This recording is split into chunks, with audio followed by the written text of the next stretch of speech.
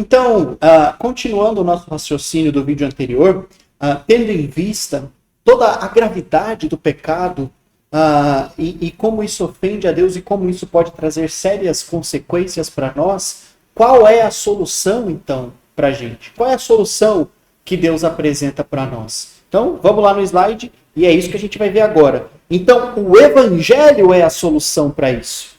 O Evangelho é a solução para o pecado. O Evangelho é a solução para que a gente não pereça, né? Então, antes da ascensão, agora a gente vai ver exatamente isso. Então, o que é esse Evangelho, né? Então, olha só que interessante. Antes da ascensão, ou seja, antes de Jesus ir embora, depois de ter ressuscitado, Jesus deu esse mandamento para os discípulos. Vão para todo mundo, né? Vão por todo mundo e preguem o Evangelho a toda criatura. E Jesus disse, né? Então, quem crer e for salvo, quem crer e for batizado será salvo, tá bom? Então, essa notícia se espalhou rapidamente pela Palestina a respeito de um carpinteiro judeu inocente morto na cruz e passou a ser conhecida como Evangelion. E a palavra Evangelion em grego significa boas novas ou boa notícia. Então, essa boa notícia, conforme instruções do próprio Senhor, foram anunciadas primeiro em Jerusalém, depois no estado da Judéia, na Samaria e finalmente aos confins da terra. Então, os apóstolos receberam esse mandamento, essa orientação de Jesus, e eles viajaram o mundo pregando a respeito desse evangelho. Então, vamos lá. Em obediência ao mandamento, né, esse evangelho se espalhou para o mundo. Então pense nisso, né?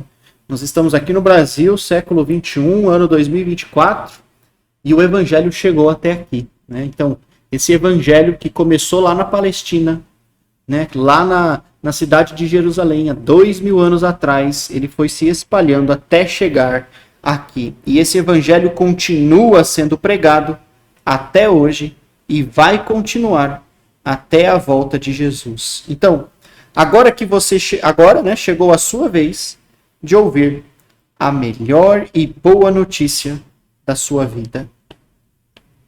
Então, o que é o Evangelho? Vamos responder isso daqui, né? Então, quando nós lemos os 4 primeiros livros do Novo Testamento, Mateus, Marcos, Lucas e João, eles são chamados de evangelhos, porque eles relatam a vida de Jesus desde a sua encarnação até a sua ascensão, tá bom? Então, conforme Marcos 16, 15 e 16, né, esses versículos a gente leu nos blocos anteriores, Jesus disse para eles, vão pelo mundo todo, e preguem o evangelho e a todas as pessoas, e quem crer e for batizado será salvo. Quem não crer será condenado, né? Então, eles cumpriram a missão, né? Então eles foram, de fato, mundo afora, começando em Jerusalém. Passaram pela Judéia, pela Samaria e foram até os confins da terra. Eles pregaram, anunciaram, falaram a respeito de Jesus, proclamaram e testemunharam aquilo que eles viram, né?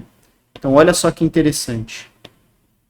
Conforme Romanos 1,16, uma passagem muito conhecida, Paulo diz, não me envergonho dessa boa notícia do Evangelho. Então, lembrando que Evangelho significa boas novas, boa notícia. Paulo está dizendo, eu não me envergonho dessa boa notícia, porque é o poder de Deus para a salvação de todo aquele que crê. Então, Paulo está dizendo que essa boa notícia, essa mensagem, é o poder de Deus para salvar todo aquele que crê. Então, olha que passagem poderosa. Em 1 Coríntios, capítulo 15, Paulo, na carta do apóstolo Paulo à igreja de Corinto, Paulo vai resumir o evangelho em 3 fatos principais da vida de Jesus. Então, vamos resumir bem para a gente poder entender de fato qual é a essência do evangelho. O que é o evangelho? Então, quando você ouve essa pergunta, o que é o evangelho? Geralmente as respostas que a gente recebe o evangelho é a palavra, o evangelho é a Bíblia, o evangelho é Jesus. Está correto. Mas o que é exatamente a boa nova? Paulo vai explicar isso aqui em 1 Coríntios capítulo 15. Então vamos ver o que Paulo vai dizer? Ele diz assim, ó: por meio desse evangelho, dessa boa notícia, vocês são salvos. Por meio dessa boa notícia, vocês são salvos. Deixa eu apagar aqui para que você possa enxergar bem o versículo. Então, por meio desse evangelho, vocês são salvos. Desde que, condição, se apeguem firmemente à palavra que lhes preguei. Então Paulo diz, vocês podem ser salvos, desde que se apeguem, desde que confiem, desde que aceitem essa palavra que foi pregada. Caso contrário, vocês vão ter crido, vocês têm crido em vão. Ou seja, se não receber firmemente, é uma crença em vão. Agora Paulo vai falar, pois o que primeiramente lhes transmiti foi o que eu recebi. O que Paulo recebeu, que está transmitindo para os coríntios? Está aqui o resumo do evangelho. Cristo morreu pelos nossos pecados, foi sepultado e ressuscitou no terceiro dia. Né? Então, Paulo resumiu o evangelho aqui nesse texto.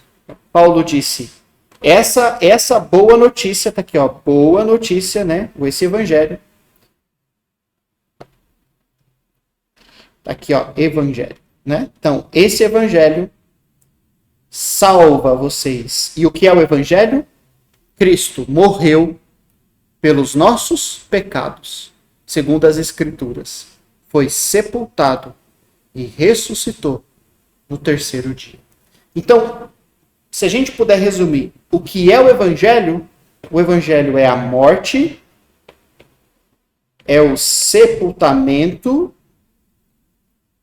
e a ressurreição de Jesus. Vou fazendo um desenho aqui para ficar bem claro para você. Isso é o evangelho. Quando alguém te perguntar, o que é o evangelho? O evangelho é a morte, é o sepultamento e a ressurreição de Jesus. É essa boa notícia que Deus tem para nós. Tá bom? Então, essa é a boa notícia. A morte, o sepultamento e a ressurreição de Jesus. De acordo com 1 Coríntios capítulo 15, verso 33. Tá bom? Então, a pergunta é, por que o evangelho é a boa notícia?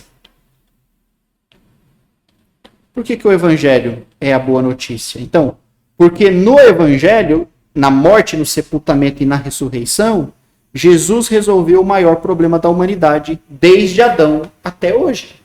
Então, o maior problema da humanidade é o pecado. E a maior consequência do pecado é a morte eterna. Ou seja, por que o evangelho é a solução? Porque ele resolve o problema do pecado e o problema da condenação eterna. Porque a morte de Jesus abre um caminho para nós para que a gente possa ter perdão e podemos assim voltar à presença de Deus. Então, lembra desse texto? O profeta Isaías, em 59, ele afirma que o pecado nos separa de Deus. Está aqui o texto, ó.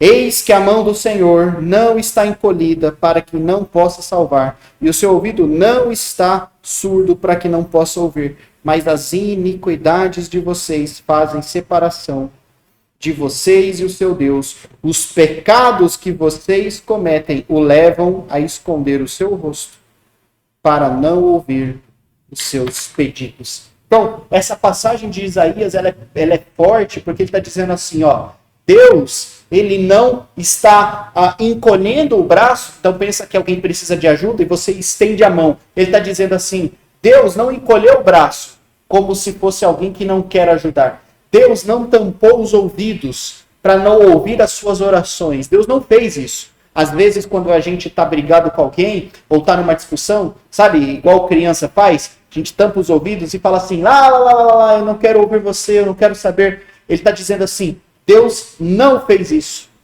Deus não tampou os ouvidos para que não possa ouvir as orações de vocês.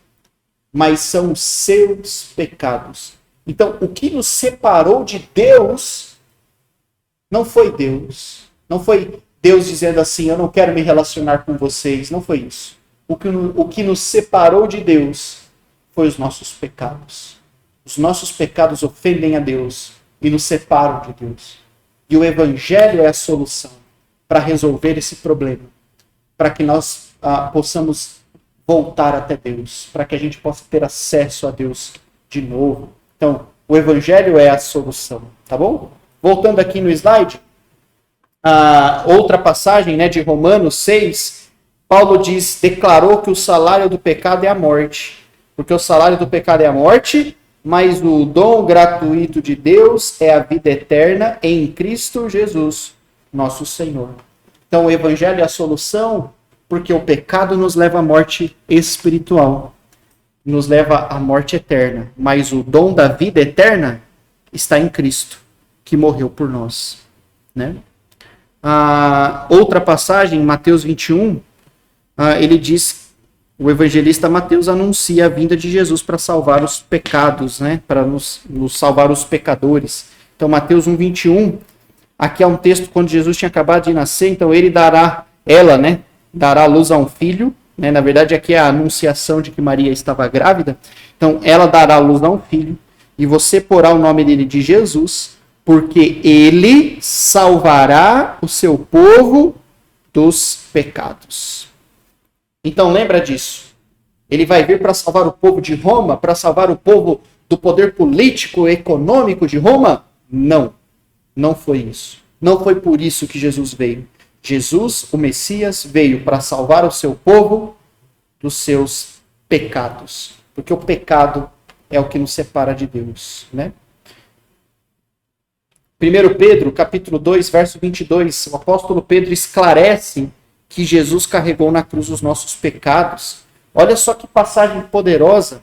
Carregando, leia depois aí na sua Bíblia, Jesus, ele está falando de Jesus, que carregando ele mesmo em seu corpo, sobre o madeiro, os nossos pecados, para que nós, mortos para os pecados, vivamos para a justiça. Pelas feridas dele, Jesus, vocês foram sarados. Pelas feridas de Cristo, pelo que ele sofreu na cruz, nós fomos sarados, reconciliados com Deus, né? Então, por que o Evangelho é a boa notícia? Por que o Evangelho é maravilhoso? Porque no Evangelho, Jesus resolveu o maior problema, o pecado. E Romanos vai trazer isso também. O apóstolo Paulo afirma em Romanos que não há condenação para quem está em Cristo Jesus. E se não há condenação, então há o quê? Salvação.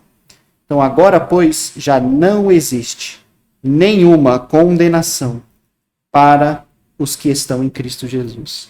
O Evangelho é a solução, porque ele traz salvação e nos tira da condenação eterna.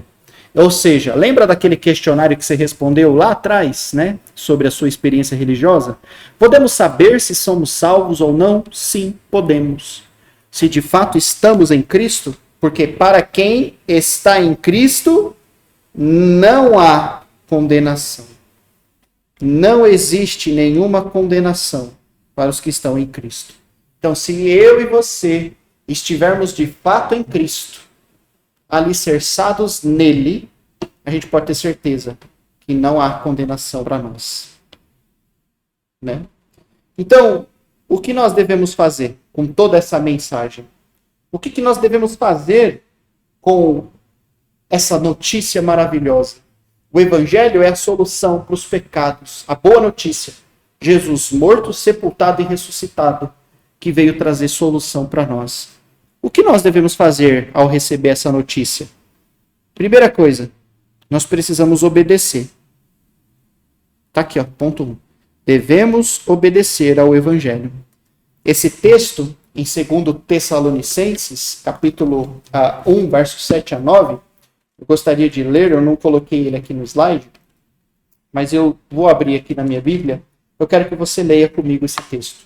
Diz assim, ó, 2 Tessalonicenses, capítulo 1, versos 7 a 9. Ele fala assim, olha, É justo da parte de Deus retribuir com tribulação aos que causam tribulação e dar a vocês alívio que estão sendo atribulados e a nós também. Ou seja, Paulo está falando a respeito da volta de Cristo. Então, quando Jesus voltar, ele vai trazer alívio para aqueles irmãos que estavam sendo perseguidos. Agora, olha só o que ele fala, né? Então, isso acontecerá, o alívio vai vir, quando o Senhor Jesus for revelado lá dos céus. Ou seja, o que significa quando Jesus for revelado dos céus? Ele está falando da volta dele, né? Então, quando Jesus for revelado lá dos céus, com seus anjos em meio a chamas flamejantes. Agora o verso 8. Ele punirá os que não conhecem a Deus e os que não obedecem ao evangelho do nosso Senhor Jesus. Eles sofrerão a pena da destruição eterna, a separação da presença do Senhor e da majestade do seu poder. Então, Paulo aqui aos Tessalonicenses, ele está dizendo o seguinte: um dia Jesus vai voltar para trazer alívio para aqueles que o estão aguardando. E ele vai trazer punição e destruição para aqueles que não obedeceram ao Evangelho. Ou seja, aqueles que ouviram e decidiram não obedecer ao Evangelho vão ser destruídos e vão receber o castigo eterno. Então, esse texto deixa claro para nós a necessidade de obedecermos ao Evangelho. Agora, volta aqui para o slide. Então, é exatamente isso que ele está falando. Olha, eles sofrerão, esse é o texto de Tessalonicenses que acabamos de ler. É um trecho do texto. Eles sofrerão a pena da destruição, a separação na presença e da majestade do Senhor e da majestade do seu poder. Ou seja, para a gente não sofrer isso daqui, nós precisamos obedecer ao Evangelho. A pergunta é, se o Evangelho é isso daqui, se o Evangelho é a morte de Jesus, é o sepultamento de Jesus e é a ressurreição de Jesus, de acordo com 1 Coríntios capítulo 15, do verso 1 ao 3 que a gente leu, então isso é o Evangelho, a morte, o sepultamento, a pergunta é, como eu obedeço o Evangelho? Como é que eu obedeço o Evangelho? Porque você está vendo que isso não está numa forma de um mandamento? Né? Isso está na forma... o Evangelho é uma ação de Jesus. Jesus morreu, Jesus foi sepultado e Jesus ressuscitou. A pergunta é, como é que eu obedeço isso? Como é que eu obedeço a morte? Como é que eu obedeço o sepultamento? Como é que eu obedeço a ressurreição de Jesus? E o segundo ponto aqui é que, além de obedecer, nós devemos pregar o Evangelho para as pessoas. Nós devemos levar essa mensagem adiante. E eu quero que você termine esse vídeo com essa pergunta, meditando nisso. Sabendo que o Evangelho é a solução, né? Sabendo que o Evangelho é a solução para resolver o maior problema da humanidade, que é o pecado, que são os meus pecados. O Evangelho veio resolver o problema dos meus pecados que eu cometi contra Deus. E o Evangelho, a boa notícia que Deus tem para nós, é que Jesus veio e ele morreu na cruz, ele foi sepultado e ele ressuscitou. Pergunta, como é que eu obedeço isso? Então, no próximo vídeo, nós vamos responder a essa pergunta.